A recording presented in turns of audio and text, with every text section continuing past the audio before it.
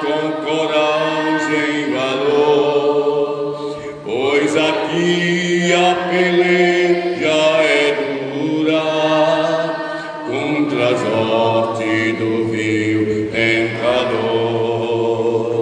Quero andar de valor em valor e seguir a Jesus, meu Senhor, até que um dia e seguir meu Senhor, até que um dia receba no céu a coroa que me dará Deus. Eu direi ao findar esta liça: combati o combate de amor e coroa terei de justiça, que no céu me dará o Senhor. Quero andar de valor e seguir meu Senhor, até que um dia receba no céu a coroa que me dará Deus. Amém? 535, irmãos. Amém? Alguém pediu aí? Então. O pedido da irmã Oristina não é um pedido, é uma ordem.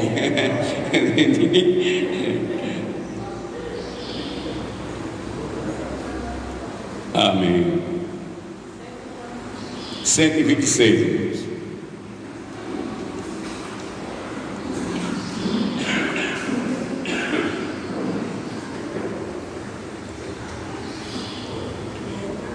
Bem-aventurado no Senhor, como fez Abraão. Ele creu ainda que não via, e assim a fé não foi em vão. É feliz quem segue fielmente nos caminhos santos do Senhor. Na tribulação é paciente, esperando no seu Salvador. Os heróis não fruíram logo seus troféus, mas levaram sempre a cruz pesada para obter poder. E depois saíram pelo mundo como mensageiros do Senhor, com coragem e amor profundo, proclamando Cristo Salvador. Quem quiser de Deus ter a coroa, passará por mais tribulação. Às alturas santas ninguém voa, sem as asas da humilhação. O Senhor tem dado aos seus queridos seu glorioso ser. Coração for mais ferido, mais daquela glória há de ter. Quando aqui as flores já fenecem, a do céu começam a esperança desvanecem, o aflito crente vai orar. Os mais belos hinos e poesias foram escritos em tribulação, e do céu as lindas melodias se ouviram na escuridão. Se confia confiado inteiramente na imensa graça do Senhor. Desalento e confia no seu santo amor. Aleluia, seja a divisa, herói todo vencedor, e do céu mais forte vem a brisa, leva ao seio do Senhor. Amém, amém. Glória a Deus. Vamos fazer a leitura da revista. Nós cantamos 3 hinos já, o horário já está bem avançado. Glória a Deus. Estamos gratos a Deus, irmãos, pela viagem que nós fizemos ontem a São José do Lagamar, em Jaguaruana. Isso dá uma viagem bem sucedida. Né? Nós também queremos cumprimentar os nossos amados irmãos de São José, que nos recebeu com muito carinho, que sempre eles fazem isso, e foi muito bom. Fizeram lá também, juntamente com a igreja que foi daqui, inclusive dentro do ônibus era uma alegria só. A Rebeca, irmã, pode estar todo mundo triste, ela faz todo mundo se alegrar. Basta botar só a Rebeca sozinha. E foi uma alegria dentro do ônibus, a gente cantando, pulando, alegre, né? Foi uma bênção, irmãos, uma bênção.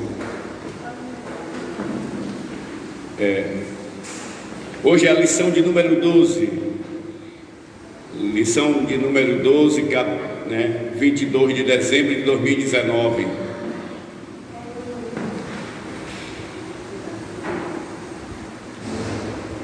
Tema da nossa lição: a rebelião de Absalão. Textual: e desta maneira fazia Absalão a todo Israel que vinha ao rei para juízo.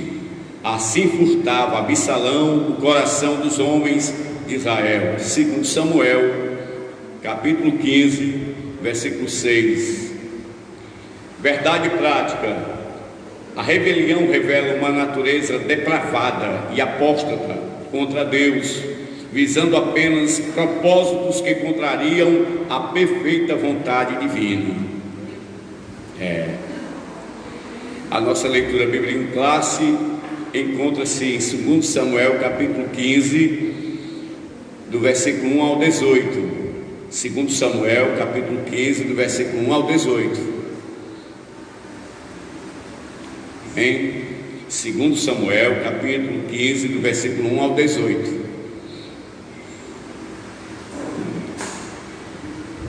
Leamos. E aconteceu depois disso que Absalão fez aparelhar carros e cavalos e 50 homens que corressem adiante dele. Também Absalão se levantou pela manhã e parava a uma banda do caminho da porta.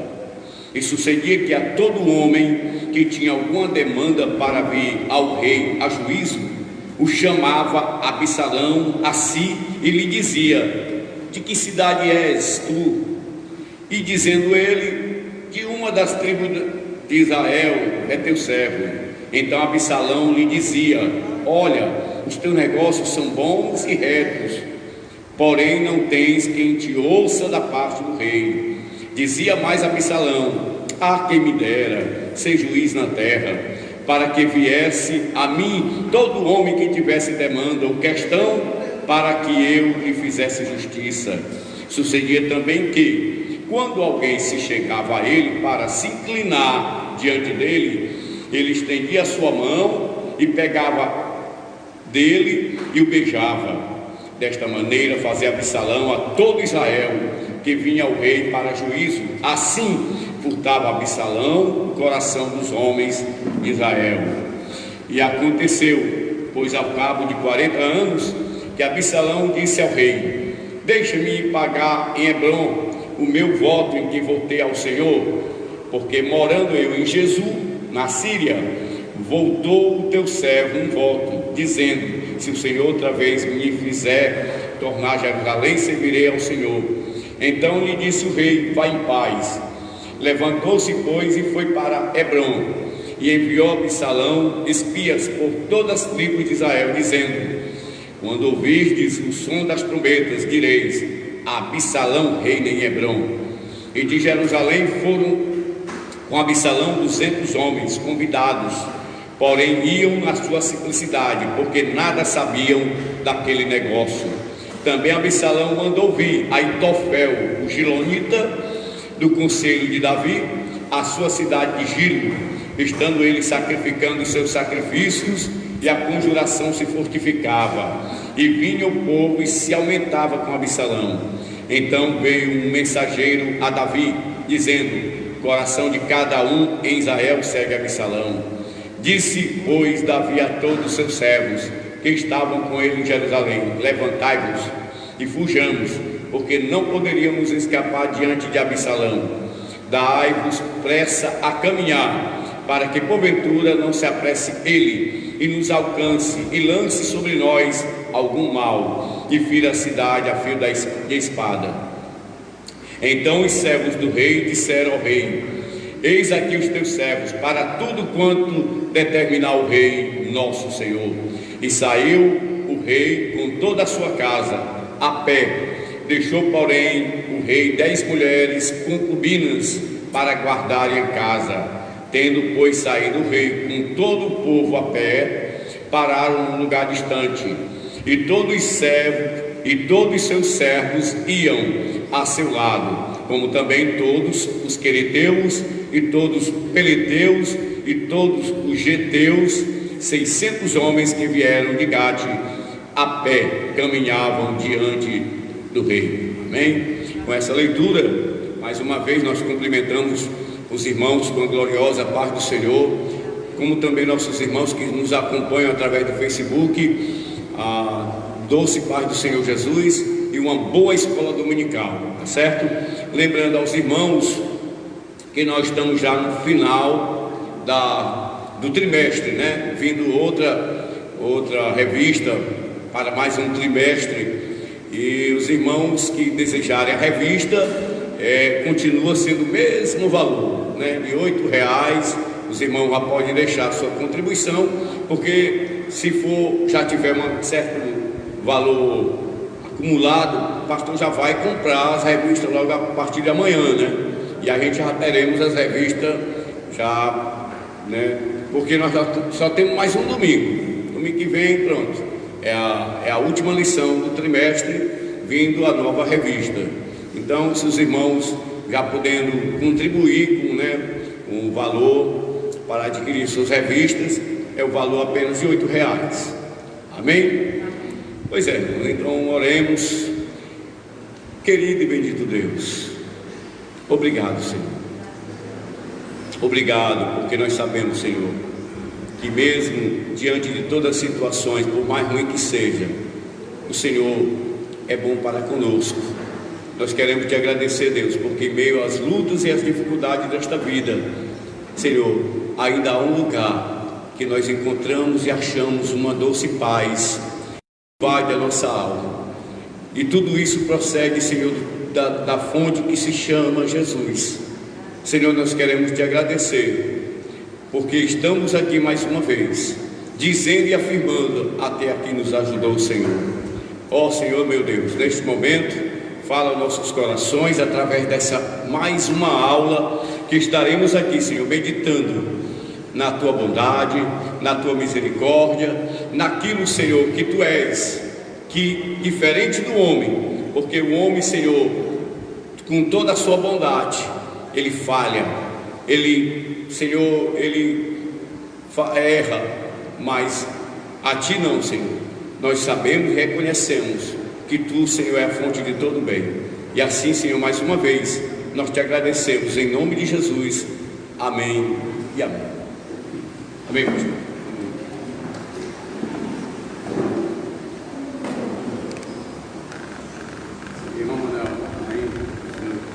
A paz do Senhor, irmãos. Uma boa manhã de domingo na presença do Senhor para estar aqui estudando mais uma lição, a penúltima, né?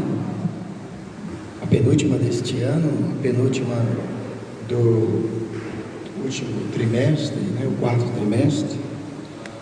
O assunto, a rebelião de Absalão, um tema bastante, assim, ligado, né, à natureza humana, né, já que o homem é um pecador e a essência do pecado é a rebelião.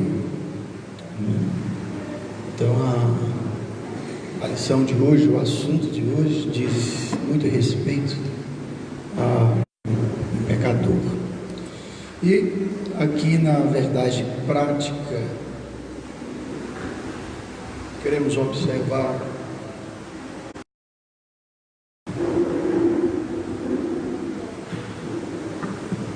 aqui.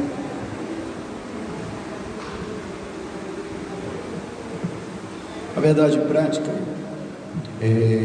estabeleceu que a rebelião ela revela uma natureza depravada, né? Depravada que é corrompida, né? Deteriorada, né? Adulterada, né?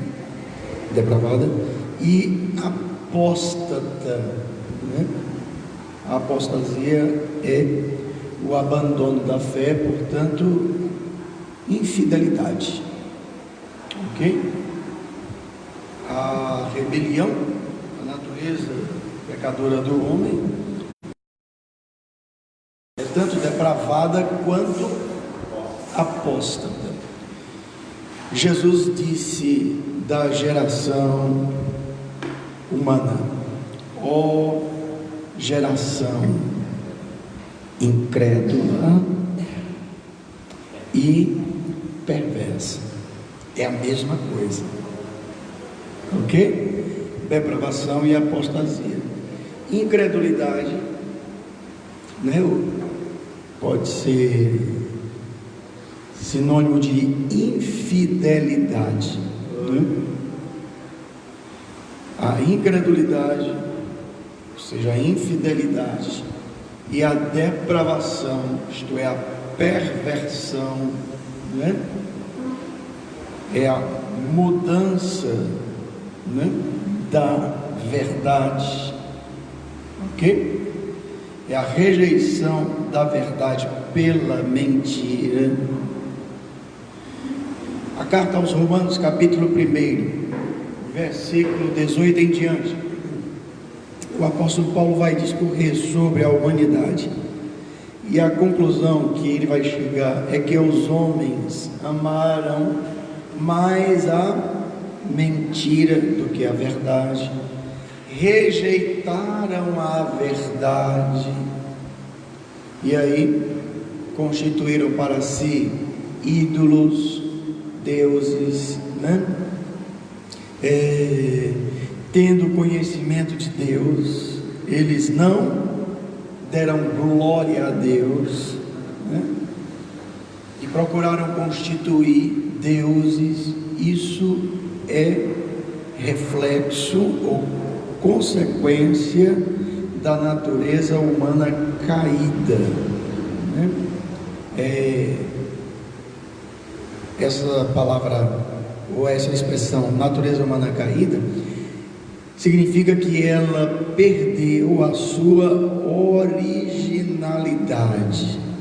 Ela não é mais agora como original, ela foi corrompida, ela foi deteriorada, como um alimento que se estragou, como um metal, um ferro que se enferrujou,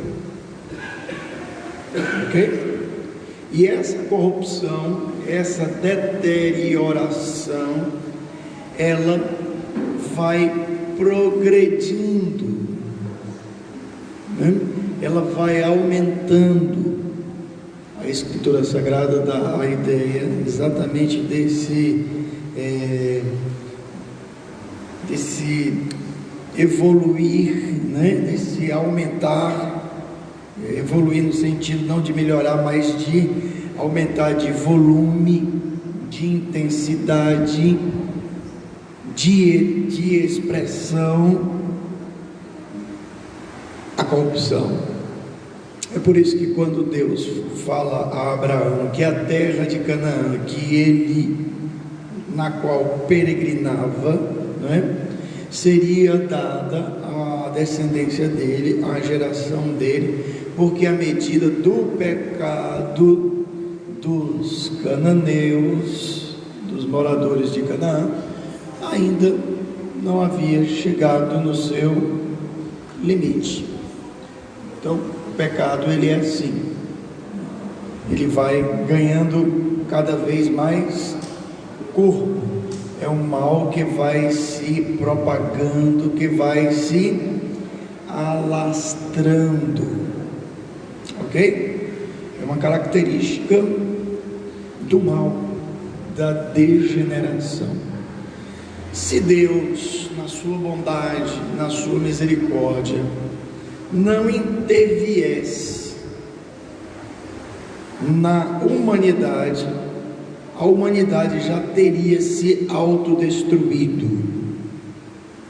Então, o juízo de Deus podemos assim, né, perceber, o juízo de Deus é uma manifestação de sua bondade, de sua graça, para que o todo não se perca. É como uma mão que de repente um dedo adoece. Isso é muito comum em pessoas diabéticas.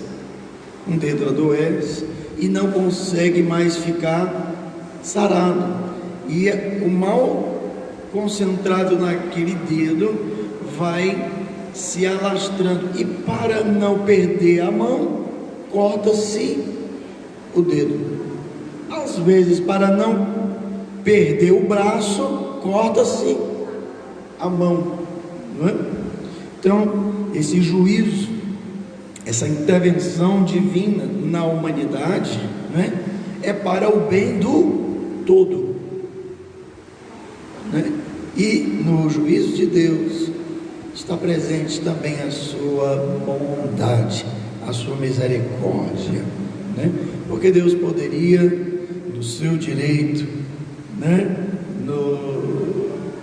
vamos dizer, na sua santidade, exterminar. Não foi Ele quem criou? Tudo não é dele?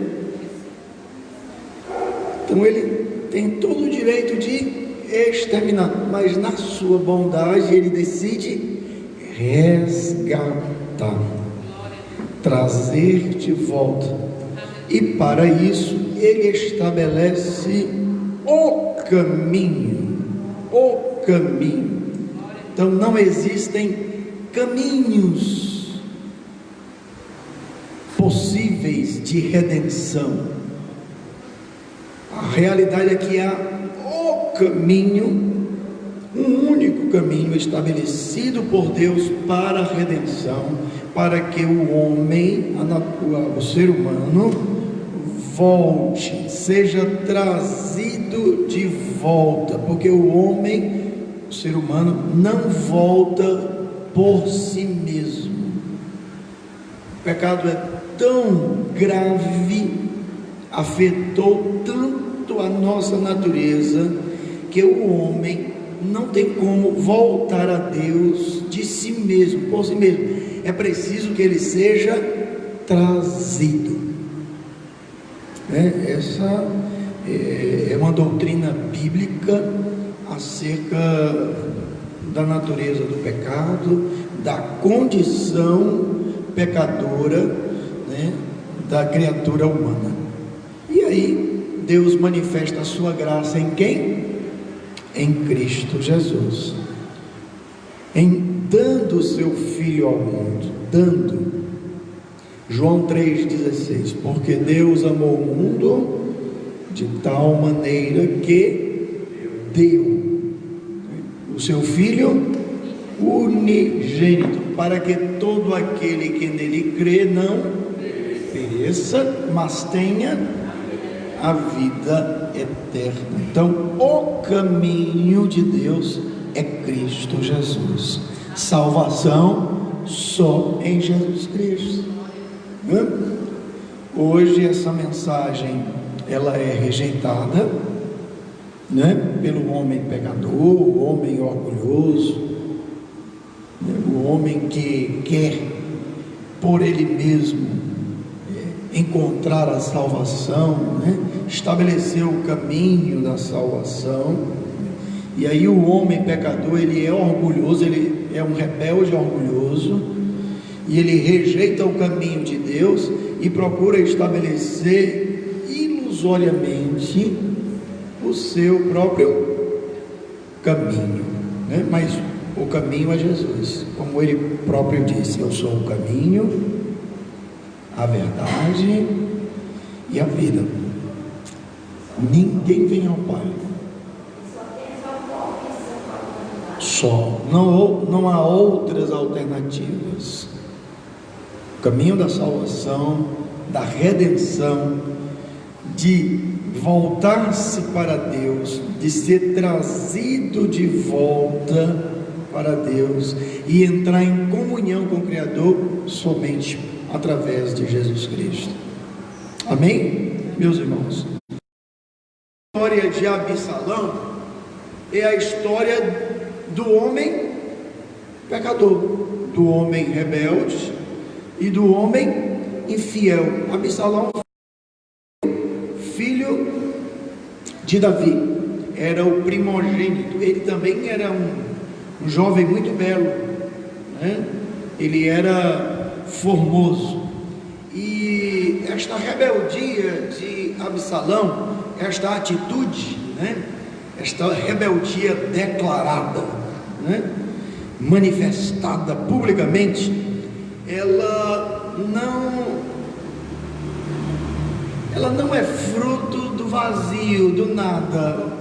Existiram coisas que aconteceram, na vida do pai, o rei Davi, na vida dele, certos eventos, certas atitudes na família que geraram essa rebeldia. É como os irmãos de José, aquela atitude de vendê-lo, de se desfazer dele, se livrar dele, e de inventar uma mentira para o pai, Jacó. Não nasce, não surge no vazio. Havia uma razão, um motivo, para isso, vamos dizer, se revelar com tanta intensidade, sem freios, ok? Sem que os ensinamentos morais aprendidos na família, em casa, fossem suficientes para segurar, para reter aquela atitude, ok, irmãos? E no caso dos irmãos de José, foi a predileção de Jacó pelo seu filho José, e dando a inveja, o ciúme e a inveja dos seus irmãos. Então, um problema na família, ok? O homem é pecador, e aí o pecador só precisa de quê? De uma ocasião. O coração dele já é. Do que é que ele vai precisar? De uma ocasião. A ocasião se manifestou, se apresentou, e aí estava lá, né? A inveja se manifestando concretamente. Lá vem ele, olha o sonhador, lá vem, vamos nos livrar dele agora. Afinal de contas, o nosso pai Jacó não está aqui. Olha a ocasião, ok? Mas o ciúme e a inveja já estavam no coração deles, ó. Não surgiu ali. Ali foi só uma ocasião dela se manifestar concretamente. Amém? Como Jesus disse, o pecado não está nas ações, né? O pecado não surge nas ações, nas atitudes. Antes das ações, o pecado nasce aonde? No coração. No coração. Não podemos pensar no pecado, né, só no sentido da ação concreta. Antes da ação concreta vem, né, o coração,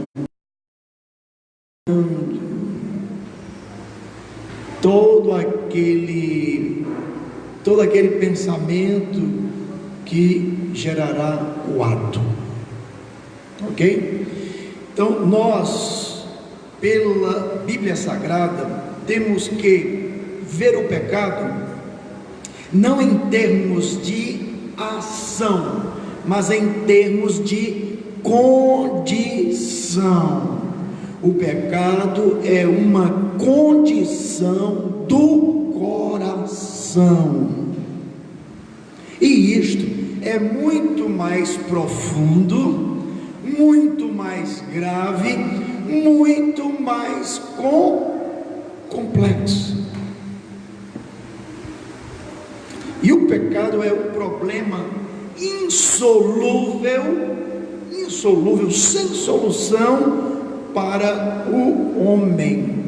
Só quem pode resolver o problema do pecado é Deus, porque, como Jesus disse, para Deus não há nada impossível. E para resolver o problema do pecado, Deus estabeleceu qual caminho? Qual o caminho? Da autojustificação? Qual o caminho? O caminho da religião? Qual foi o caminho que Deus estabeleceu para resolver o problema do pecado? O caminho da graça, da doação de si mesmo, dele mesmo, esvaziando-se de sua glória. Como Jesus fala: Pai, aquela glória que eu tinha contigo antes que o mundo fosse criado. Ele se esvazia de sua glória. A palavra grega para esse esvaziamento é kenosis, né? Esvaziamento, humilhação. Ele se humilha, ele vem a nós. É o caminho da graça. O caminho da graça é o caminho da redenção, da salvação. Deus dizendo para a humanidade, para o homem, a criatura humana: você não pode, mas eu te salvo.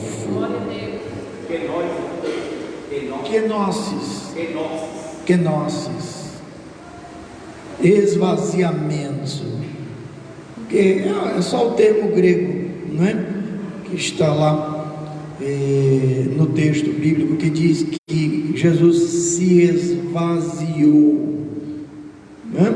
Ele não deixou de ser Deus, não é? Ele não mudou a sua natureza divina. Quando ele tomou para si a natureza humana, a natureza divina não se fundiu com a natureza humana. Não foi uma fusão, não foi uma mistura, não, foi uma união, de maneira que ele continua sendo Deus e agora encarnado homem. Por isso, em sua pessoa, Jesus de Nazaré é Deus homem. Amém? Meus irmãos, isso é cristologia. Nós não podemos confundir as naturezas, não podemos confundir a natureza divina com a natureza humana, e agora nós não podemos separá-la. As seitas tropeçam exatamente nessa tentativa de separar, de separar as naturezas, ou então de confundir essas duas naturezas distintas em uma só pessoa, a pessoa de Cristo Jesus, nosso Senhor e Redentor. Amém? De maneira que a cristologia bíblica é que Jesus é Deus homem. É por isso que, enquanto Deus, ele perdoava pecados, os religiosos disseram: quem é esse homem para perdoar pecados? Eles não estavam errados, não. O que eles não sabiam é que Jesus era Emanuel, Deus conosco. Então ele tinha toda a autoridade para perdoar. Ele disse à mulher que foi apanhada em ato de adultério, lá no Evangelho de João, capítulo 8: cadê os teus acusadores? Eles não te condenam? E ela: não, Senhor. E aí ele vai dizer: nem eu. Vai em paz e não peques mais. Amém, queridos? Então, a lição de hoje trata da rebelião de Adão, e a gente faz essa introdução, para nós entrarmos no assunto propriamente dito, porque Absalão era o filho primogênito do rei Davi, e o rei Davi errou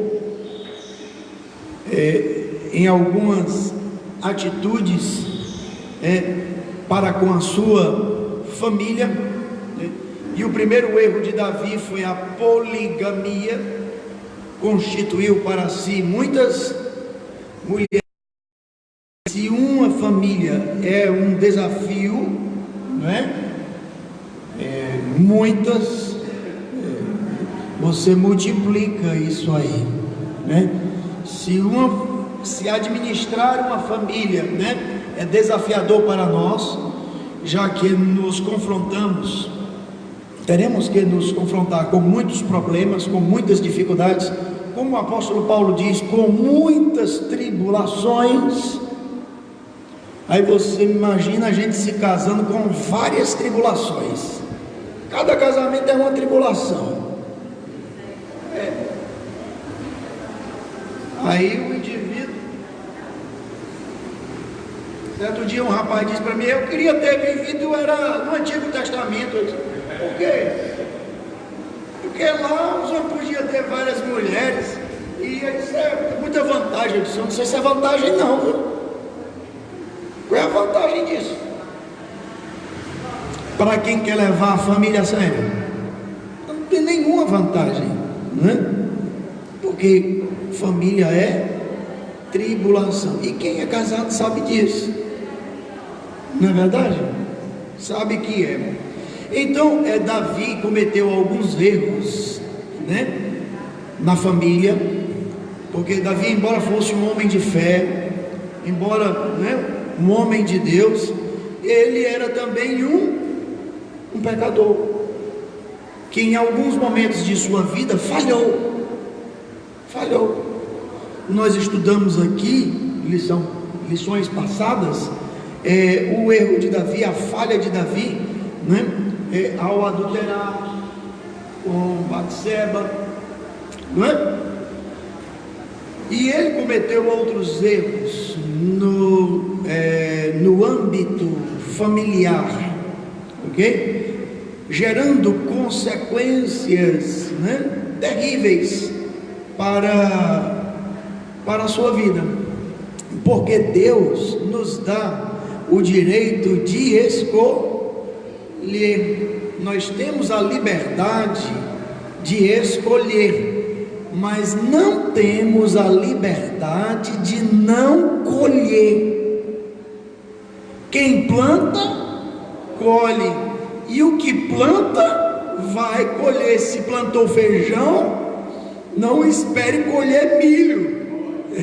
Quem planta feijão vai colher feijão, ok? Então, Deus nos deu a liberdade de plantar, mas não nos deu a liberdade de não colher. Por isso precisamos estar muito atentos para com o que nós estamos semeando. O que é que a gente está semeando? O que é que a gente está semeando hoje, agora? Lá na frente a gente vai colher mesmo sem querer. Irmã Rita,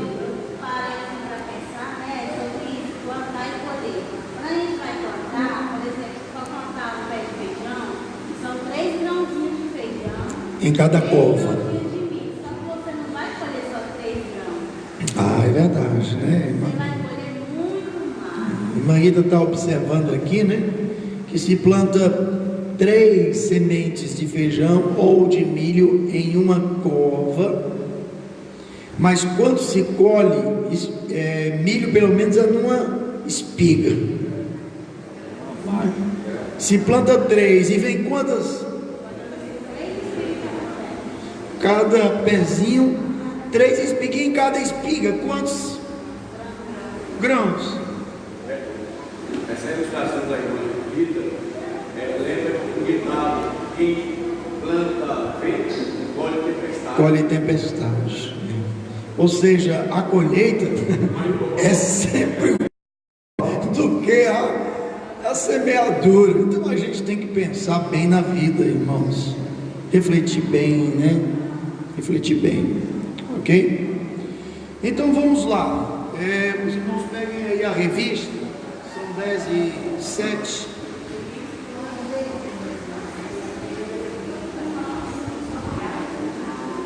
Nesta lição nós vamos discorrer sobre a rebelião de Absalão, né? Esse primogênito de Davi, o rei Davi. Não se tratava apenas de uma oposição ou resistência à autoridade, né? Não era uma coisa simples, havia algo a mais. O assassinato de seu irmão Aminon, né? Olha, um problema lá atrás, ok? Não foi apenas um feito vingativo, mas a oportunidade de excluir um rival que estava na linha de sucessão ao trono. Então, o comentário já coloca Absalão como um jovem ambicioso. Ele era um dos sucessores ao trono. Depois que meu pai morrer, quem é que vai governar aqui nesta nação? Aí ele se viu como um desses sucessores, né? O seu irmão Aminon também era um dos sucessores, e aí ele se vinga do seu irmão por um erro cometido pelo seu irmão. Mas aqui o comentarista diz que nesta vingança não havia só sentimento vingativo, havia também a ambição ao trono, ok? Afinal de contas, ele estava tirando, né, uma concorrência do caminho. a gente fica triste com o coração do homem, né, não, irmão? Eu fico às vezes assim,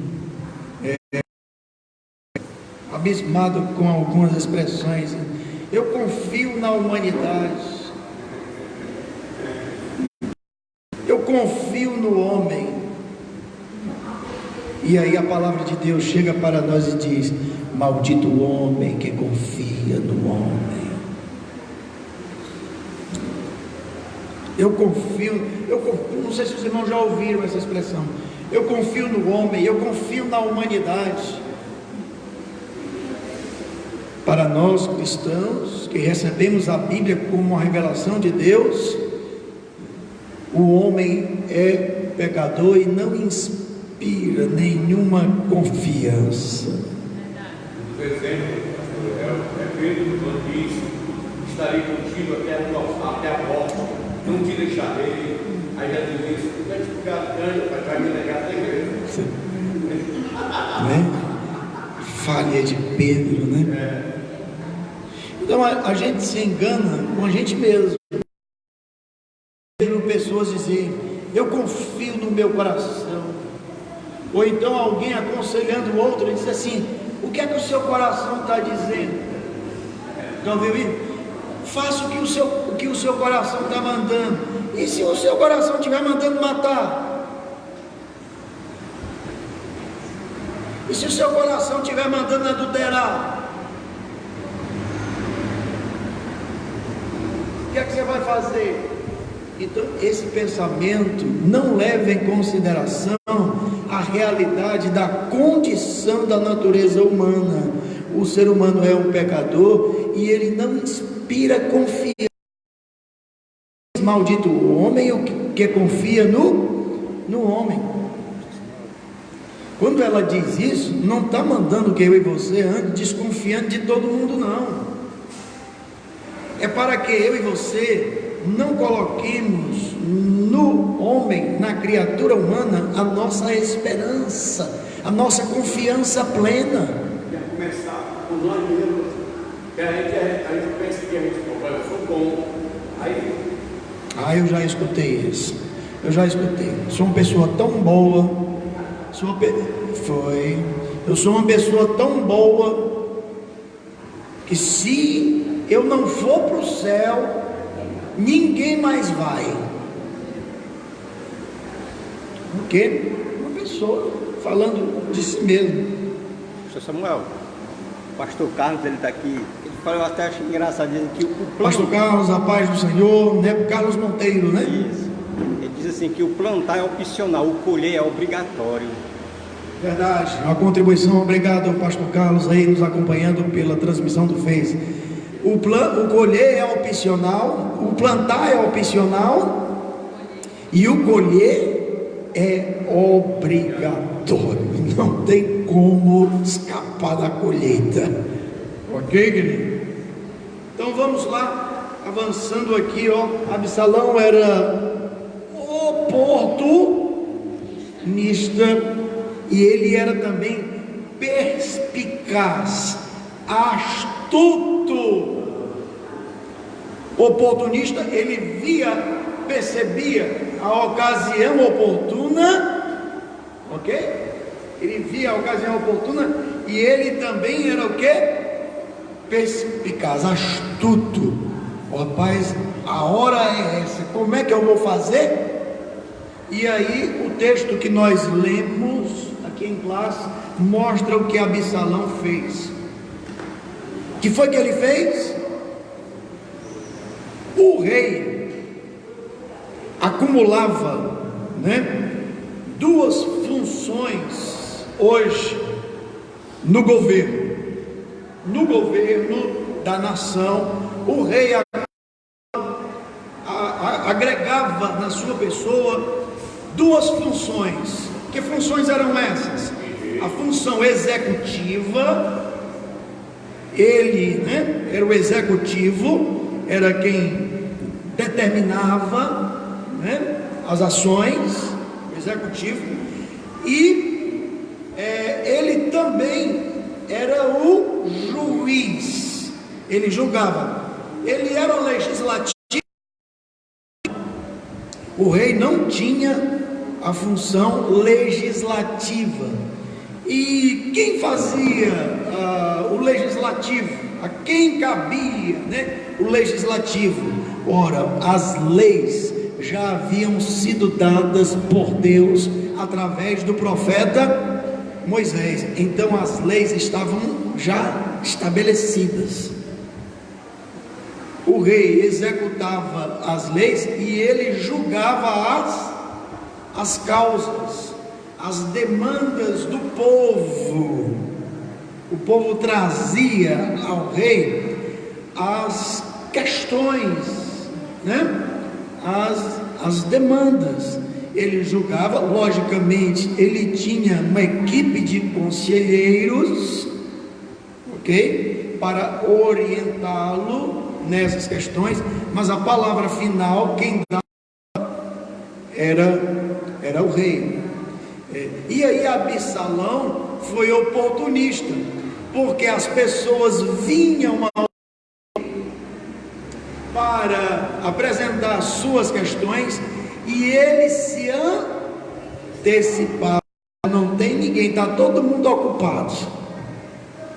Qual é a sua questão? Aí a pessoa colocava: quem dera que eu fosse juiz. Ou seja, eu tenho a solução. Será que se parece com a atualidade?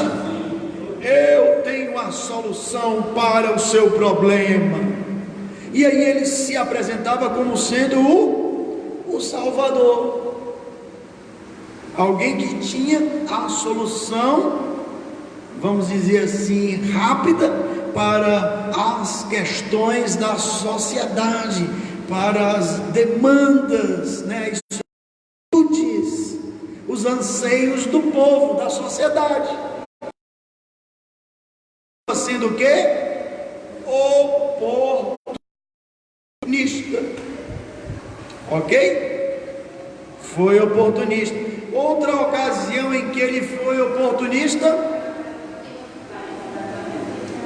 aqui no texto, vamos ver. Abra aí o texto bíblico que foi lido em classe.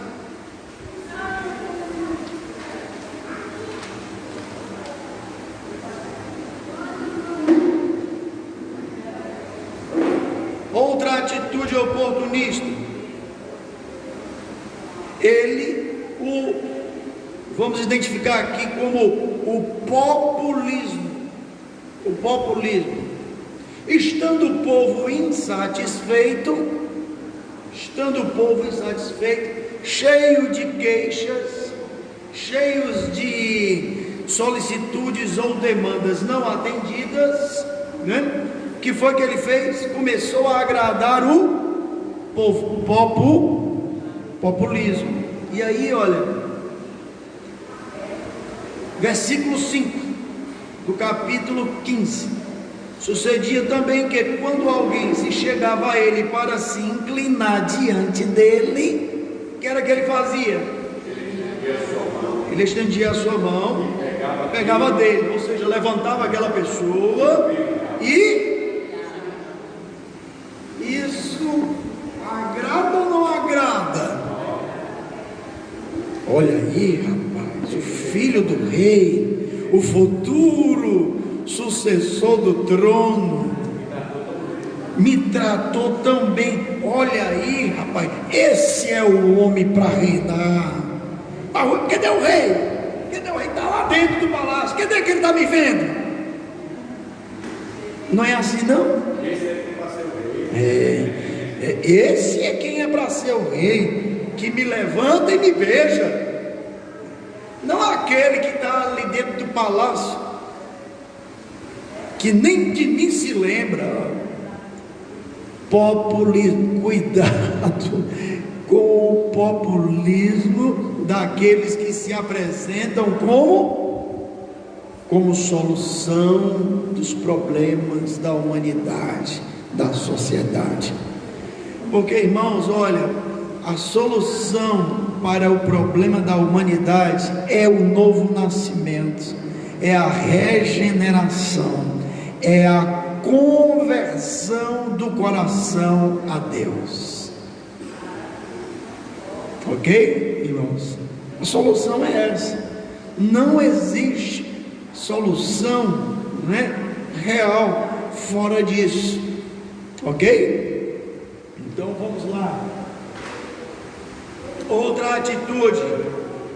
Vamos ver a perspicácia de Absalão aqui. Ok? Se antecipava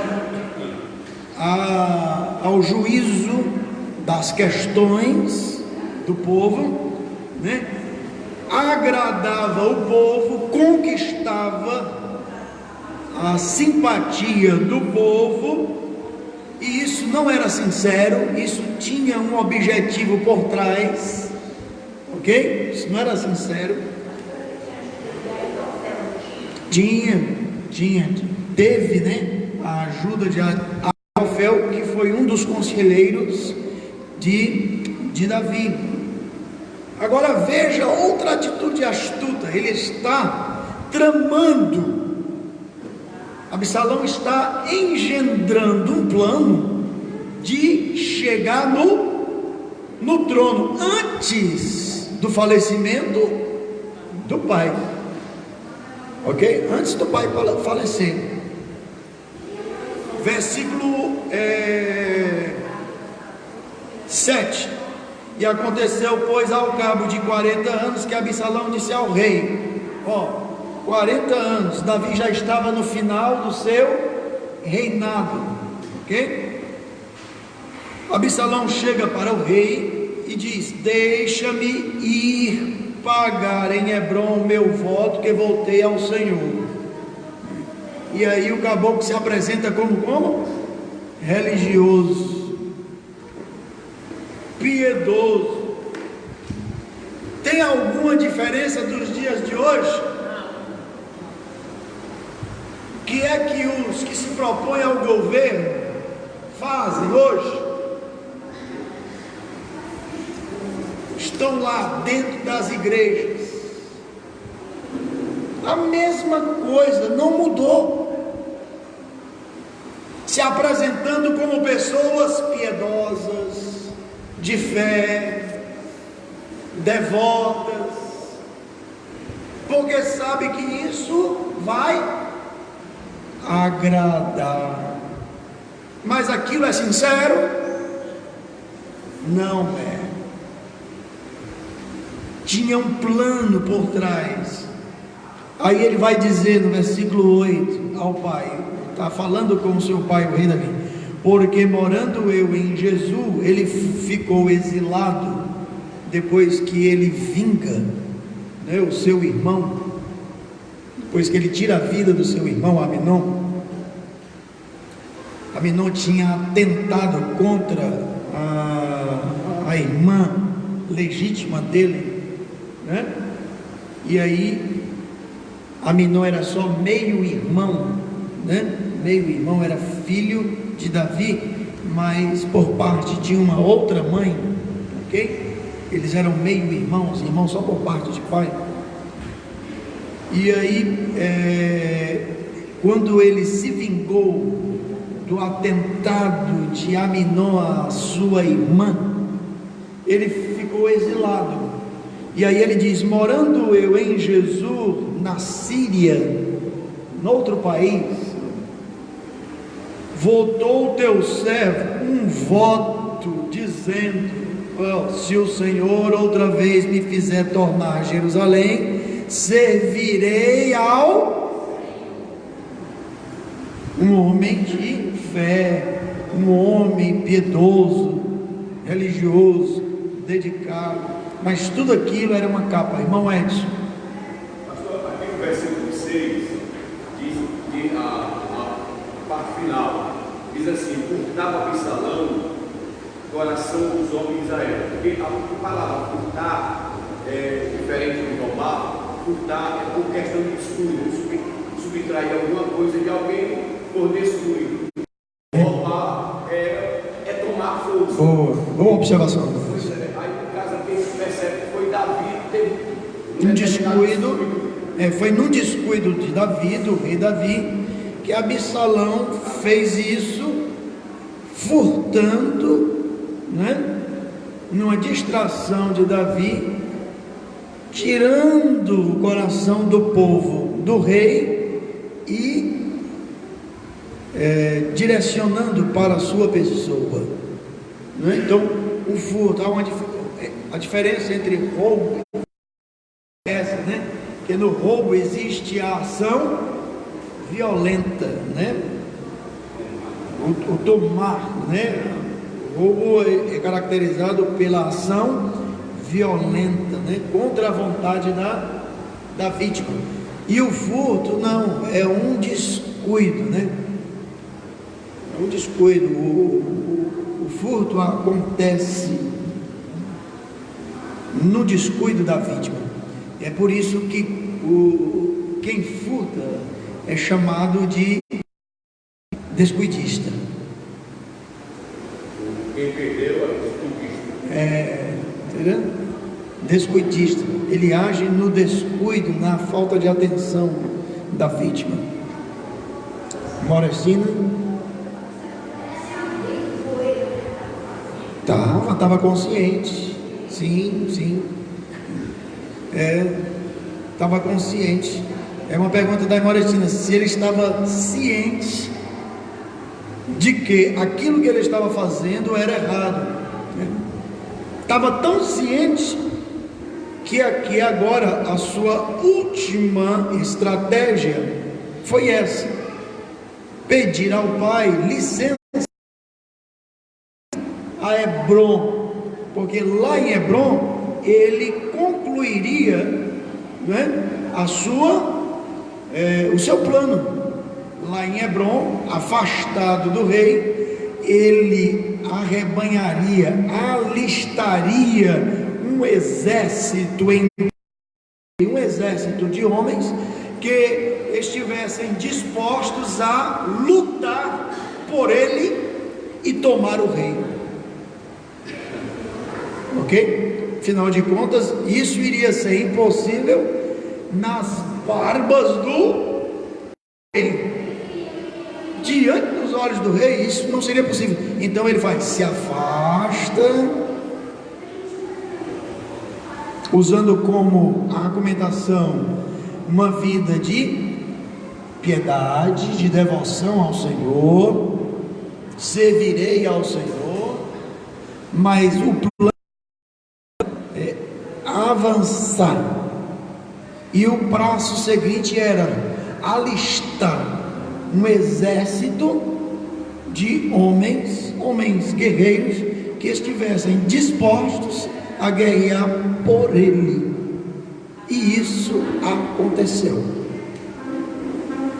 Ok, queridos? Então veja, era um jovem astuto, né? Oportunista, era vingativo, mas não só vingativo, também ambicioso. E assim é o coração do homem. Coração ou a condição da natureza humana. Então vamos lá. Tópico 1, o homem Absalão. Descrição: Absalão era o terceiro filho de Davi com Maaca. Eu falei primogênito, corrigindo, ele não era o primogênito, né? Ele era o terceiro filho de Davi com Maaca. Maaca era filha de Taú, rei de Jesus, que nascera em Hebrom. Davi teve seu primeiro filho com Ainoã. Então Aminon era o primogênito. Quem herdaria o trono era Aminon. Por isso que o comentário falou que, tirando a vida de Aminon, o sucessor legítimo do trono seria, né, ele. Muito bem. Davi teve seu primeiro filho com Ainoã, Aminon, o primogênito. O segundo com Abigail, Quileabe, né? Do hebraico, o nome Absalão significa pai. O pai é da paz. Mas que contradição, né? Porque o pai da paz trouxe uma grande perturbação, né? Que contradição. Por isso, ó, nem sempre, né, os nomes, né, traduzem ou dizem o caráter da pessoa. Em Absalão o nome não funcionou. O nome não funcionou. E aí nós não podemos. O nome dado a alguém vai definir o caráter dele. Ok, queridos? Não, eu vou botar esse nome aqui porque esse nome aqui esse menino aqui vai ser isso. Não, ok? Ele vai ser aquilo que ele receber na sua formação, no seu berço, no seu lar desde a infância, né? Tanto lições, vamos dizer, de vida, como exemplos de seus pais. Lições para a vida, como exemplo de seus pais. Ele vai absorver, porque aí não adianta o pai dizer assim: meu filho não minta, meu filho não minta, se ele estiver vendo o seu pai mentindo. Alguns pais dizem: meu filho não beba, olha, não siga o caminho de seu pai. Ok? Isso nem sempre na prática funciona, porque o exemplo dos pais será uma forte influência na formação de seus filhos. A criança, ela busca modelo, ela se inspira no modelo, e o modelo para uma criança são os seus pais. Primeiro modelo, primeiro exemplo, né, a ser seguido por uma criança são os seus pais. Depois ele vai crescendo, aí é o professor em sala de aula. O professor passa a exercer uma forte influência sobre, né, o aluno, ok? Vai inspirar, né, o aluno. E aí, até o total, o pleno desenvolvimento do ser humano, ele vai buscar inspiração em modelos, ok? Então vamos lá, avançando aqui. 10 minutos. Duas coisas distinguem Absalão. Duas coisas. Quais? Primeiro, seus longos cabelos, tinha cabelos longos, e sua aparência física, que era sem defeito, ok? Longos cabelos.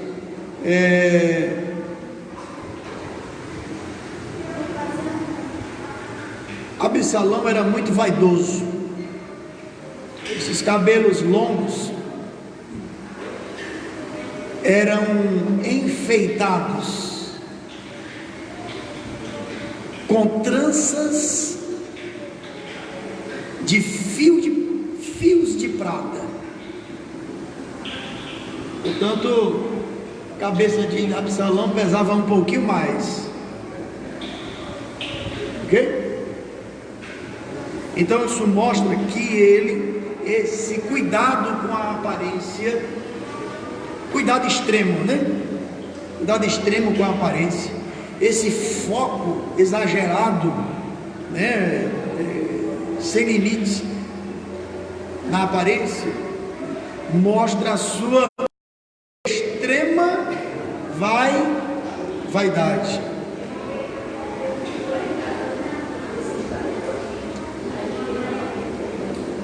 Tinha uma cabeleira bem bonita, viu? Então ele cuidava muito dessa aparência. A gente com certeza tem que cuidar, né, da aparência, tem que cuidar do corpo, isso é bom, isso reflete autoestima. A autoestima é um aspecto positivo da nossa vida, é um aspecto de que a gente está bem, né? Mas isso não pode ser levado aos extremos, a ponto de virar obsessão, a ponto de virar doença, a ponto de dominar, de controlar as nossas vidas. Ok, queridos? Então, Absalão, ele era extremamente vaidoso, tinha uma cabeleira grande, né? E possuía fios de prata entrançados nessa cabeleira. Ok? Muito bem. A segunda característica dele, né, era uma aparência física sem defeitos. Então isso mostra que ele era um jovem formoso, né, de boa aparência. Absalão, ele era o filho predileto de, mais uma vez, a predileção dos pais, né? Não contribuem em nada para o desenvolvimento da criança. A criança percebe essa predileção.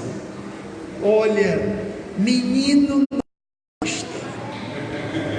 Se você pensa que criança é tola, é boba, a mente humana, ela é esperta desde a infância.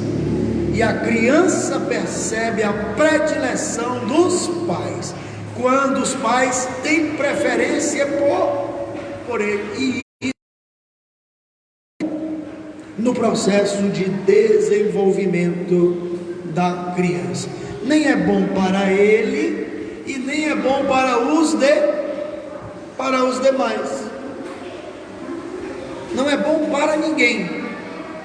Os pais também, isso não é bom para os pais, porque quando eles morrerem, passarem, os filhos vão sempre lembrar: papai e mamãe preferia fulano de tal, não é não? Nunca mais vai sair da lembrança, a não ser que o Alzheimer coma a memória. Mas enquanto a pessoa tiver memória, nunca vai sair da lembrança, né, da pessoa, essa predileção dos pais por algum filho, né, por prejuízo dos demais. Ok, meus irmãos? Isso é muito interessante, viu, irmão? Isso é uma lição para nós. Absalão era o filho predileto de Davi. Ele tinha uma vida de luxo, viu? Tinha uma vida de luxo, né? Tudo o que queria. E aqui uma observação: nós, seres humanos, precisamos de ouvir não. Ouvir não faz bem no nosso desenvolvimento. Então, o caso era mimado, né? Ele era mimado, viu? E eu ouvi isso de uma psicóloga, numa entrevista, né? Uma psicóloga, né, conceituada, dizendo que a melhor coisa que você poderia dar ao seu filho para ele se desenvolver é dizer não quando não. Ok? Logicamente você não vai estar dizendo não toda hora. Quando precisar dizer não, e isso fará bem para a criança, para o desenvolvimento dela. Porque o que é que acontece? O indivíduo aqui é mimado, né? Vamos pegar aqui a palavra, né, que o irmão Edson usou aqui. O indivíduo é mimado, tudo que ele quer, ele tem, e aí ele cresce uma visão de mundo, uma percepção de mundo fora da realidade, Porque tem momentos na vida que nós não temos o que queremos. E aí o que é que vai acontecer com o indivíduo que foi mimado, que foi acostumado pelos pais a ter tudo o que queria, na hora que queria? Ele vai estar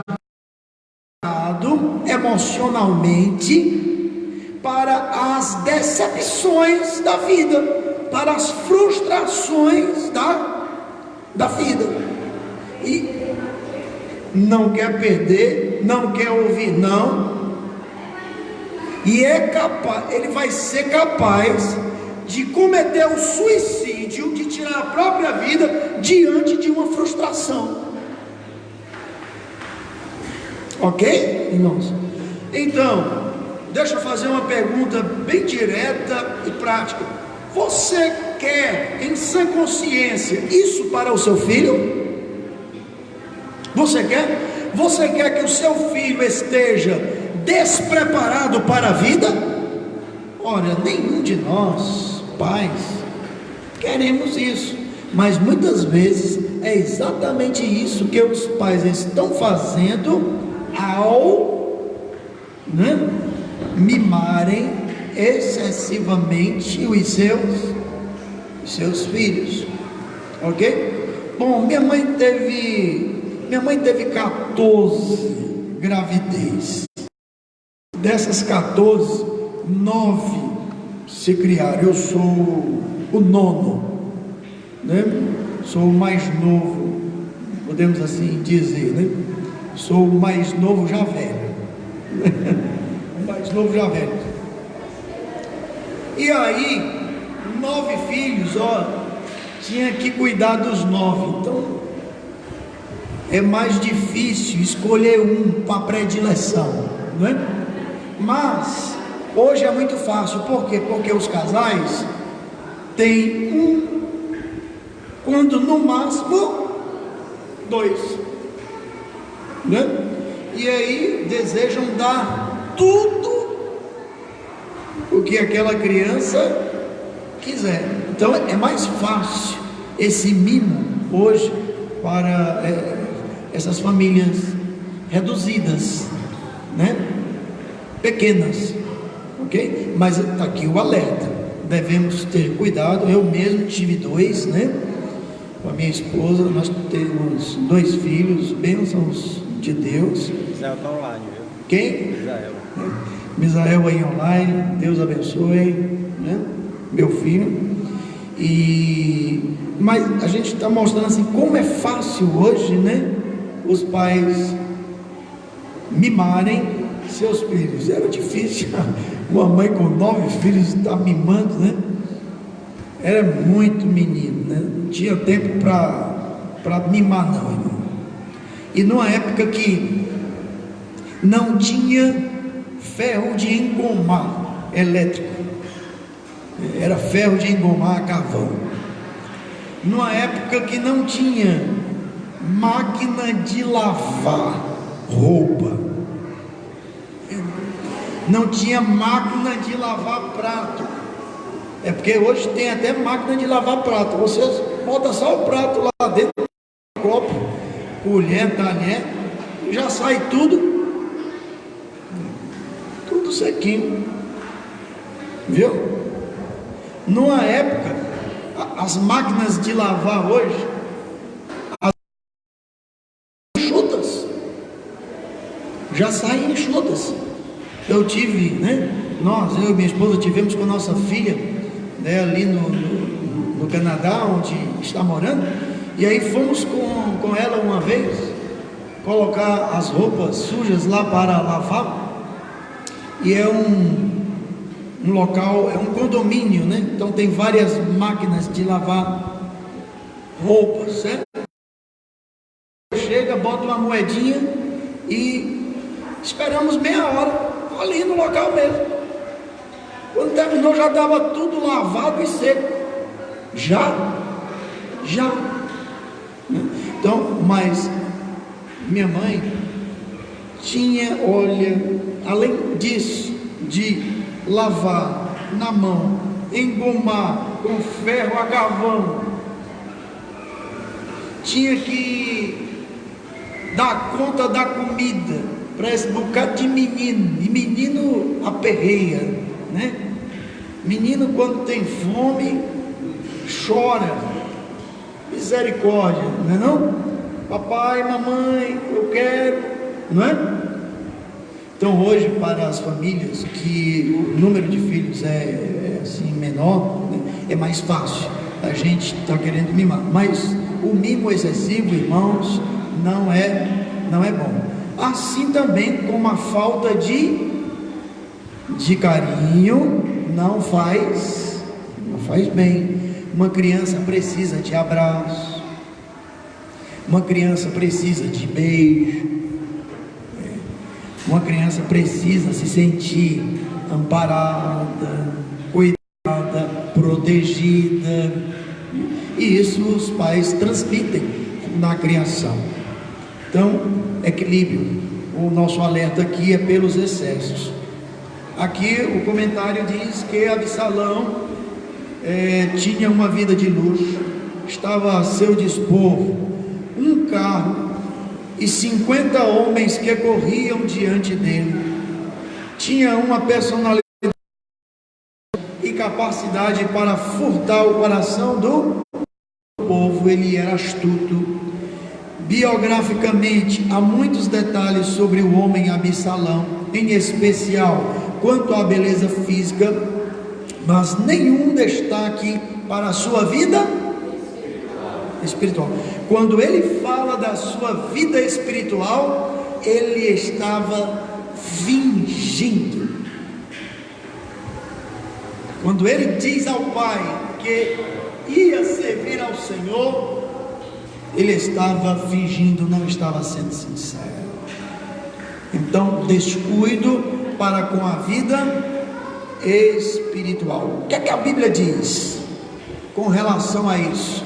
A Bíblia diz que o temor do Senhor é o princípio da sabedoria. E o que era o temor a Deus? É o considerar a Deus, suas leis, em todas as escolhas, em todas as decisões, em todas as atitudes na vida. Temer a Deus é exatamente considerá-lo em todo o nosso viver, em todo o nosso caminho. É lembrar-se dele enquanto escolhemos, enquanto decidimos, enquanto agimos. E diz que o temor do Senhor é o princípio da sabedoria, ou seja, é o considerar a Deus em todos os momentos de nossa vida, que nos levará a escolhas acertadas, a decisões, certas, e a atitudes justas, corretas. Então o temor do Senhor é o princípio da sabedoria. Quando não se teme ao Senhor, a vida espiritual ela é relaxada. Se tem o conhecimento de Deus, mas não se tem a obediência a Deus. A pessoa sabe, mas não obedece. E aí a vida espiritual é negligenciada, fica para trás. Quando ela se manifesta, é só uma forma aparente para dar satisfação ao público, às pessoas, e não reflexo de um compromisso na alma, no espírito com Deus. E tudo indica que a vida de Absalão, a vida espiritual, sua vida com Deus, era um desastre, não tinha vida com Deus. Portanto, não nos admira que Absalão termine os seus dias com esta rebelião. Em que consistia a causa da revolta de Absalão? podemos asseverar que Davi é o grande responsável pelo desastre que aconteceu no seio de sua família devido às suas faltas, ok? Os pais têm grande responsabilidade para com suas famílias. Sua queda enfraqueceu espiritualmente e moralmente sua família. A família do rei Davi tomou conhecimento dos fatos acerca de Batseba, acerca de Urias. E você acha que isso não trouxe influência, má influência para a família? Sim. Assim, primeiramente vem o estupro de Aminon, depois a morte de Aminon por Absalão, que teve de fugir e ficar distante do pai por quantos anos? Por 3 anos em Jesus, na Síria, né? O retorno de Absalão por parte da estratégia de Joabe não foi muito bom. Quem forçou o retorno de Absalão foi Joabe. Joabe foi aquele general cúmplice da morte de Urias, ok? Os irmãos estão lembrados? Davi mandou, bota Urias na frente da batalha, e ele foi cúmplice, matou Abner, que foi general do rei Saul, ok? E é que este mesmo Joabe colabora, contribui para o retorno de Absalão, né? E essa não foi uma estratégia boa, pois ao retornar, Davi fica sem falar com Absalão por aproximadamente, por quantos anos? 2 anos. Então imagine aí, um pai sem falar com o filho por quantos anos? 5. 3 anos ele ficou exilado, e 2 anos morando perto. Está perto, mas eu não quero ver. Está perto, mas eu não quero falar. E aquilo alimentando um sentimento ruim, mal, entre pai e filho. A atitude de Davi seria, a atitude correta, né? Seria tratar aquele assunto imediatamente, mas protelou, adiou, e o mal foi crescendo. E nós somos advertidos a não dar tempo ao mal.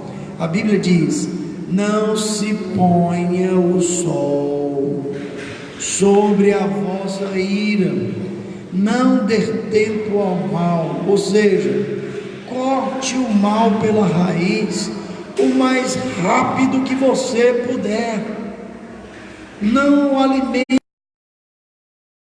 a demora para com o tratamento do mal, faz com que ele aumente, se propague, evolua, cresça.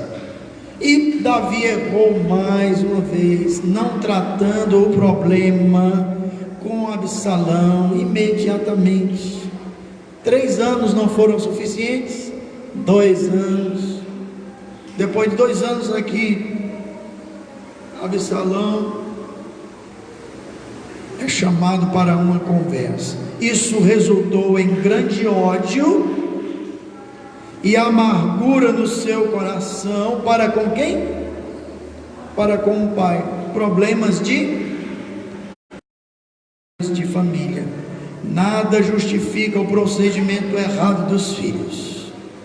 Cada um é responsável pelo seu erro.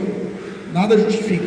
Mas por vezes os pais contribuem para que eles tomem o caminho da rebeldia deliberada. Vamos ver qual é o conselho bíblico para os pais. Vamos ler Efésios capítulo 6 e versículo 4. Irmão Edson, por favor, nos ajudando aí na leitura desta passagem bíblica, que é conselho, né?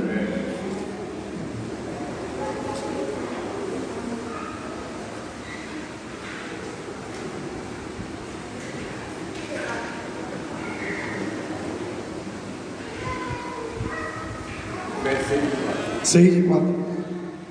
E vós, pais, não provoqueis a ira a vossos filhos, mas criai-os na doutrina e admoestação do Senhor. Está vendo aí o conselho? Pais, não provoquem a ira. Davi, com aquela atitude de isolar o filho perto dele por 2 anos, provocou a ira do seu filho. Ele não tratou devidamente o problema, ok? Então, conselho de Deus, nós pais, com relação aos nossos filhos, não provocar a ira dos filhos. Afinal de contas, eles também são limitados como nós, possuem fraquezas como nós, ok? E isso precisa ser considerado. Muito bem, tópico 2 vai tratar da revolta de Absalão, né? A sua rebelião, a fraqueza do reinado de Davi. O que se desenrola nesse capítulo ainda é resquício, né?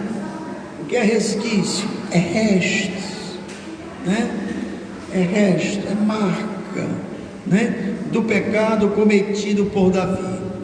Como falou Natã, profeta Natã, sua vida seria marcada por inúmeros problemas.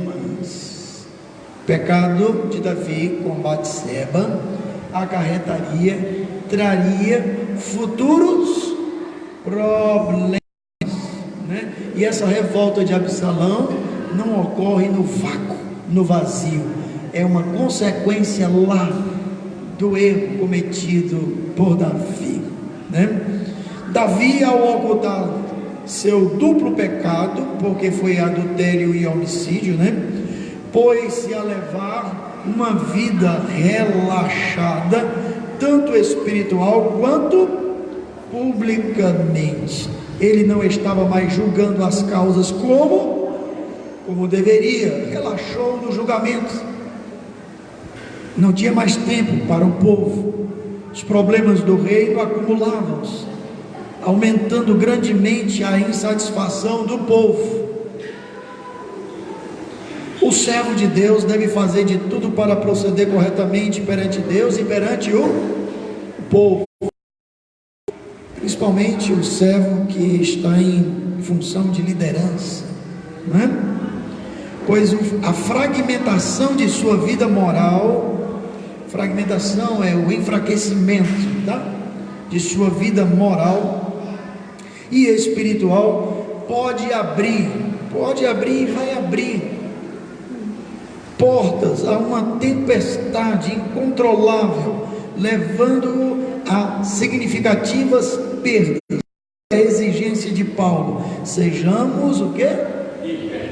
Irrepreensíveis. Nem que a gente tenha que ficar com prejuízo, né? Nem que tenha que ficar com prejuízo. Às vezes, né? Na medida do possível, mas sermos irrepreensíveis. Olha só o Absalão político, ao registro do plano da insurreição de Absalão em 2 Samuel, capítulo 15, versículos 1 a 12. Incansavelmente durante 4 anos, para pôr seu plano em prática, a revolta contra seu pai. Portanto, a sua revolta foi um plano de 4 anos, ok? De 2 maneiras, Absalão procura impressionar o povo. A primeira, se exibindo com carros, com cavalos e homens que corriam adiante dele. A segunda maneira, a lisonja. Que é a lisonja? Bajulamento, né? Essa coisa de levantar a pessoa, beijar a pessoa, era só bajulação, lisonja. elogio excessivo, exagerado. Não havia sinceridade naquilo. O Absalão político agia da seguinte maneira: demonstrava o espírito de grandeza. Era comum aos reis do Oriente terem servos que iam adiante de seus carros, que por vezes variavam de 3 a 4 homens. Mas Absalão apresentava-se com quantos homens? 50. Impressionava, né?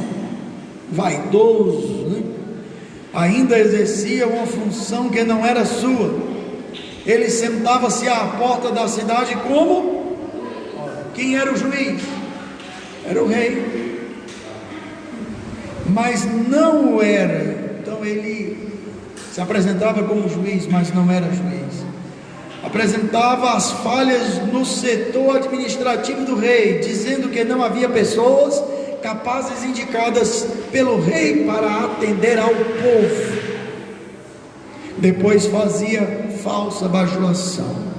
Ele dispensava algo que era digno a todo filho de rei, que era reverência. Antes demonstrava falsa humildade. Tudo não passava de dissimulação. Estava sendo um ator. Ainda falsa devoção a Deus. Falamos isso, né? Dizia que havia feito um voto a Deus, mas tudo era apenas uma ação mentirosa para enganar o rei. Finalmente, habilidade em ser sagaz, astuto, perspicaz. As pessoas se deixaram levar por toda essa ação. Sagaz, sem que percebessem seu real significado, sem que percebesse seu real significado. Tudo aquilo era uma estratégia para chegar no trono e ocupar o lugar do rei, que era seu pai, ainda vivo. Proclamando-se rei, Absalão foi para Hebrom com permissão de seu pai, mas ele o fez com falso pretexto para comandar de lá seus emissários. Ele preparou esses homens. O seu sinal, ao som de trombetas, deveria ser proclamado a todo Israel: Absalão reina em Hebrom. Quem era que havia reinado em Hebrom por 7 anos? Inicialmente, seu pai, rei Davi. Então Hebrom não foi escolhida à toa, por acaso. A escolha de Hebrom foi uma escolha estratégica, porque a cidade de Hebrom foi a primeira cidade do rei. Depois ela foi mudada para Jerusalém. Os irmãos percebem aqui a astúcia? A cidade de Hebrom estava ligada, né, ao governo. Ela possuía essa imagem de governo, porque havia sido a primeira de onde, né, Davi governara sobre a sua tribo, a tribo de Judá. Ok? Então vamos lá. Porque Hebrom, esse jovem sabia que no seu histórico Hebrom estava ligada com a monarquia de Israel. Foi nela que seu pai fora coroado rei e que seu reinado durou ali 7 anos e meio. Absalão tinha consciência de que havia da parte de Judá um sentimento muito especial por esse lugar. Estrategicamente buscava apoio naquela região. Ele fez um convite especial para 200 pessoas escolhidas a dedo, que eram de influência, mas não sabiam de nada. Ele levou também um dos conselheiros do rei Davi. O nome dele? Aitofel. Desse modo estava montado todo o projeto para a conspiração de Absalão. A lealdade dos servos de Davi. Tópico 2.4. Ao tomar o conhecimento da ação de seu filho Absalão, Davi apronta para para fugir, se apronta para fugir. Sem dúvida, isso era a consequência da espada que viria sobre sua casa, como fora profetizado. Ao sair Davi de Jerusalém com seus amigos, a primeira parada que faz é em frente ao Monte das Oliveiras, que tem ligação com a Via Dolorosa. A Via Dolorosa foi a rua por onde Jesus caminhou, levando sobre si a sua cruz. Lucas capítulo 22, versículo 39. Junto com Davi vai muita gente, mas o texto faz um destaque à lealdade de um estrangeiro de Gate. Gate era uma cidade filisteia, uma das cidades filisteias, assim como Gaza e Azor, né? Cujo nome era Itai. Davi insistentemente solicita que ele volte a ter com o rei Absalão, o que não o faz, mas se coloca à sua inteira disposição com toda a fidelidade, afirmando que ficaria ao seu lado, quer fosse para a vida, quer fosse para a morte. Isso tocou profundamente o coração de Davi, pois tal posicionamento deveria partir de quem? Davi estava tendo diante de seus olhos a fidelidade de um estrangeiro que não tinha nenhuma ligação sanguínea, não tinha nenhum parentesco com ele, enquanto seu próprio filho estava insurgindo-se, né, contra a sua pessoa, contra o seu reinado. E isso, com certeza, foi um golpe no coração de Davi, enquanto rei e enquanto pai, não é? Ele estava colhendo o que havia plantado.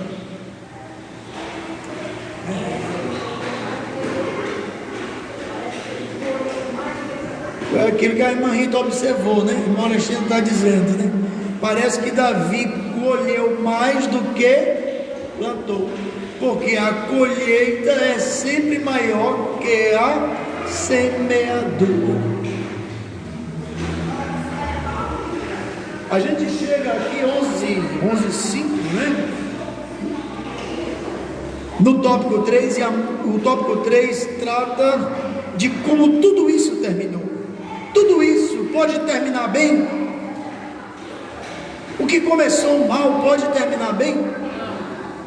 Enquanto não for reconhecido, enquanto não houver arrependimento, se o mal for levado às últimas instâncias, ele pode terminar bem? Não pode. Então Salomão não poderia terminar bem. Como é que termina a vida de Salomão? Com sua morte. Absalão, né? Salomão não, né? Absalão não poderia terminar bem, porque não houve arrependimento, não houve reconhecimento de seus erros, não houve arrependimento, não houve confissão, não houve humilhação. Antes o seu pecado foi levado às últimas consequências. E qual é o salário do pecado? A morte. Então a Bíblia narra como tudo isso termina, e termina com a morte de Absalão. E deixa eu perguntar uma coisa: você sabe quem foi que matou Absalão? Porque o rei Davi tinha dado uma ordem. Quando os homens de Davi, que saíram com ele de Jerusalém, tiveram que se confrontar com o exército de Absalão, Davi deu uma ordem: não toquem na vida do moço. Ou seja, não tirem a vida de Absalão. Ele tinha, apesar de tudo, ele tinha um sentimento de pai pelo filho, e ele pediu fez esse pedido. Porém, quem foi que tirou a vida de Absalão? Porque fugindo, né, sobre o seu animal, ele ficou enganchado numa vegetação, num arbusto por onde ele passou, ficou enganchado pelos cabelos. Aquilo que era beleza para ele serviu naquele momento de embaraço. Ficou enganchado pelos cabelos nos galhos lá da vegetação por onde ele passou, e ficou pendurado pelos cabelos. E aí, quem foi que chegou e se aproveitou daquela ocasião? Quem foi? Exatamente o general que trouxe ele lá de Jesus da Síria. Está vendo? Joabe. E aí, a palavra do rei Davi já não tinha mais, vamos dizer assim, peso nenhum para Joabe. Davi tinha perdido toda a moral, porque Joabe sabia da trama de Davi com Batseba, ok? Então já tinha perdido toda a moral. O pecado produz isso. O pecado desacredita, vou dizer aqui, o líder, né? O pecado desacredita o líder. Ninguém recebe mais o que ele diz. E aí Joabe arremessa um dardo e atinge o jovem Absalão, e assim morre Absalão, e Davi vai chorar. Registra a narrativa bíblica que Davi, quando toma conhecimento da morte de Absalão, ele chora profundamente, e ele vai: meu filho Avshalom, Avshalom, que Absalão é Avshalom, né? Avshalom, meu filho, Avshalom, meu filho. E aí é preciso ser repreendido por quem? Quem é que repreende? Joabe. Que é isso? Que é isso que tu está fazendo? Joabe chama a atenção dele. Isso vai te enfraquecer diante do povo. Não seria bom para a imagem do rei essa atitude, porque a imagem de Absalão estava ligada à rebelião.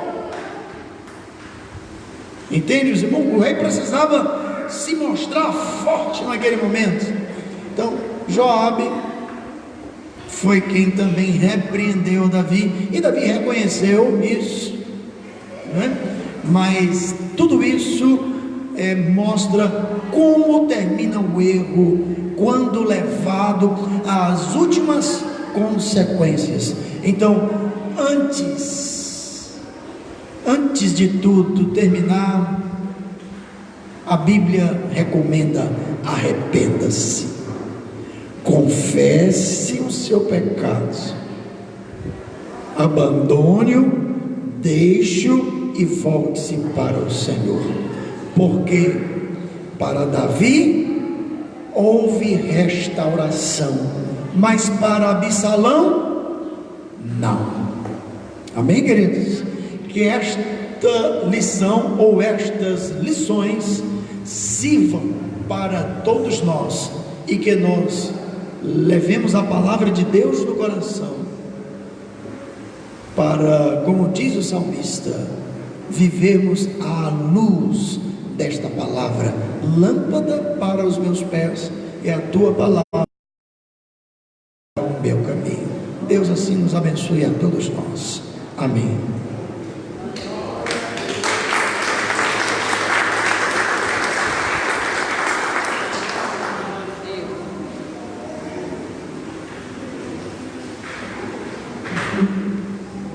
Pastor,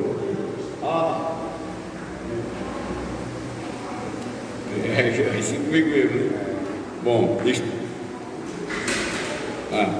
Estão nos acompanhando aqui o pastor Carlos Monteiro, senhor pastor, o irmão Misael Fabrício, filho do pastor Gilmar, lá em São José, Marconi e família, também lá em São José, presbítero Borges, lá de Itapajé, está nos acompanhando, irmã Eliane Araújo, irmã Liduína Lima, Luzani Lima, Francisca Xavier, Lúcia Rodrigues, Fernanda Santos, irmão Luciano Bezerra, Diógenes Silva, o Igor, observação, a irmã Júlia avisa que está nos acompanhando de casa. A senhora irmã Júlia, vou cantar aqui no seu lugar, meio rouco, mas vou.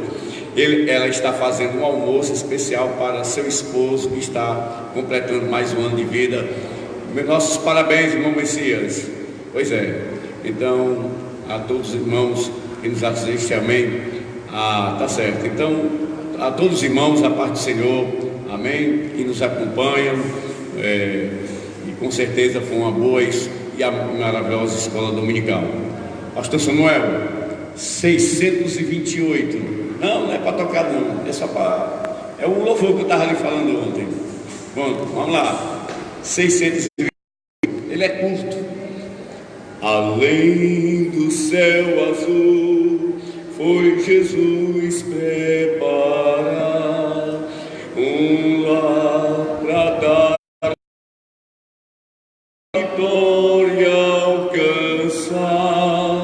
Por ele conseguir a vida do povo, com fé no meu Senhor Jesus. Bem sei que eu de mim nada tenho pra dar, mas sei que meu Jesus já me veio salvar. Por ele livre estou, seguindo a ele vou, até seu rosto ver além. Irmão Edvan,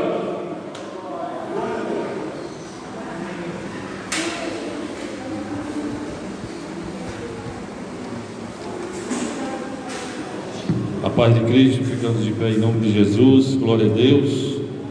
Ontem foi ótimo, o sábado, lá em São José do Lagamar, e hoje, excelente, glória a Deus. Cada dia fica melhor quando estamos na presença de Deus. Oremos em nome de Jesus. Senhor Deus e Pai, nesta manhã, Senhor, estamos alegres, felizes, porque fomos assim ensinados por Ti, Senhor, e cremos, meu Pai e meu Deus, que os Teus ensinamentos têm trazido para nós mudanças, que somos cada vez mais exortados, ensinados para andarmos firmes, inerrantes, fazendo assim o Teu querer e a Tua vontade, que é boa e perfeita. Abençoa, Pai, aqueles que não puderem estar conosco nesta manhã, que eles possam logo mais à noite, Senhor, ao cair da tarde, estar aqui para Te glorificar e bendizer o Teu nome. Abençoa aqueles, Senhor, que estão conectados conosco, que participaram assistindo assim a Escola Bíblica Dominical, que todos sejam também para a glória do Teu nome. Nos dá assim, Senhor, um bom almoço em família, guardando e livrando o Teu povo, para que possa, Senhor, ser guardado, protegido por Ti e abençoado. Assim nós oramos e louvamos a Ti, que é digno de toda honra, de toda glória, de todo louvor. Assim eu oro e Te agradeço, em nome de Cristo Jesus. Amém e amém. E a paz do Senhor, seu irmão.